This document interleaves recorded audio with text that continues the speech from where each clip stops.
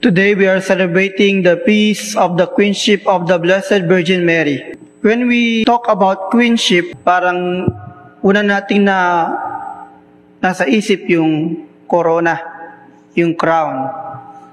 At alam naman natin kapag mayroong patimpalak ng mga labanan ng mga babae, tulad ng Miss Universe, pinagagawan doon yung title ng corona, tinitingala, pinapalakpakan.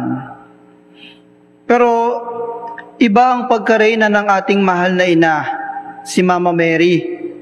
Ang kanyang pagkareyna ay hindi yung pagiging proud, yung pagiging mayabang. Ang kanyang pagkareyna ay tungkol sa kababaan ng loob, tungkol sa paglilingkod. Di ba pag reyna ka, pag mataas ka, marami kang privileges. Pag ikaw ang reyna, makakapunta ka kung saan-saan. Pag ikaw ang tinanghal na Miss Universe, igagalang ka, irerespeto ka.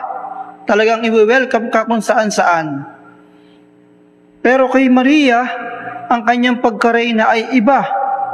Iba sa pagkareyna ng ibang mga reyna, sapagkat ang kanyang pagkareyna ay tungkol sa kababaan ng loob, tungkol sa pagtulong sa kapwa.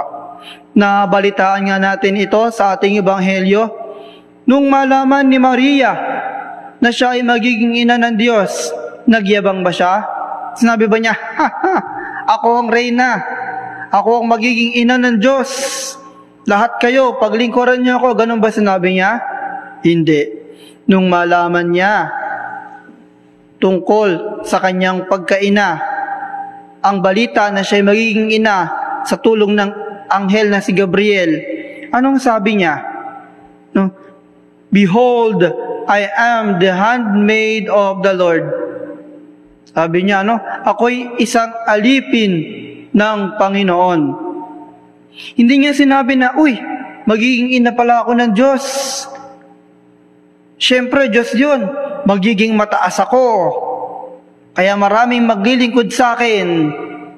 Lahat kayo tumingala sa akin. Ganun ba sinabi niya? Hindi. Sabi niya, behold, I am the handmaid of the Lord. Sa totoo lang, hindi ko kinumpleto yung gospel, pero may kasunod pa ito. Diba?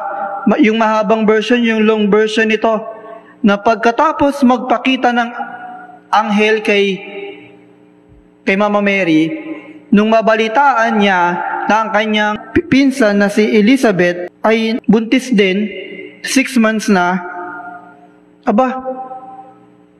agad-agad si Maria, pinuntahan niya yung kanyang pinsan, kasi na si Elizabeth.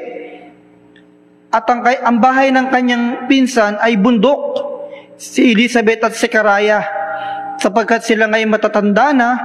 Nung malaman niya ito, talagang nagmamadali siya napuntahan doon, sapagkat matanda na nga itong dalawang ito, si Elizabeth at saka si Zechariah. Nagpunta siya doon, bakit? Para tulungan si Elizabeth. At nag-stay siya doon hanggang sa ipanganak si Saint John. At ganoon na lamang ang kanyang pagtulong. Could you imagine? Si Mama Mary sa kapatagan nakatira. Pero nung nalaman niya na buntis ang kanyang pinsan, inakyat niya pa yung bundok. Samantalang sabi ng Angel Gabriel, magiging ina siya ng Diyos, pwede niyang sabihin, ba't ko aakyatin yun? Ba't ako magpapakahirap? Buntis din naman ako Ba't ko aakyatin yun? Ba't kailangan kong tulungan? Dapat ako ang tulungan. Dapat ako ang may privilege. Dapat siya ang dumalaw sa akin. Pero hindi. Nung nalaman niya ang buntis ang kanyang pinsan na si Elizabeth, inakyat niya ang bundok. Para saan? Para magsilbi sa kanyang mahal na pinsan. At ganyan ang mahal na ina. At anong nangyari nung nagpunta si Mama Mary doon? Nagtatalon sa tuwa ang baby sa sinapupunan ni Elizabeth. Sabi ni Elizabeth, how can this be that a mother of my God will visit me?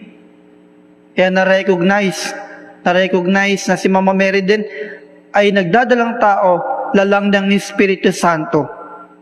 Kaya mga kapatid, ang pagkareyna ng ating mahal na ina ay hindi tungkol sa pagiging kayabangan, hindi tungkol sa pagiging mataas, kundi tungkol sa paglilingkod sa kapwa, paglilingkod sa mga aba. At dahil doon siya inangat ng ating Panginoon sa kanyang pagiging humble. Kaya naman mga kapatid, gayahin natin ating mahal na ina. Ang kanyang pagkareyna ay tungkol sa kababaan ng loob. Huwag mong gagamitin ang iyong nakuhang korona para sa iyong sarili.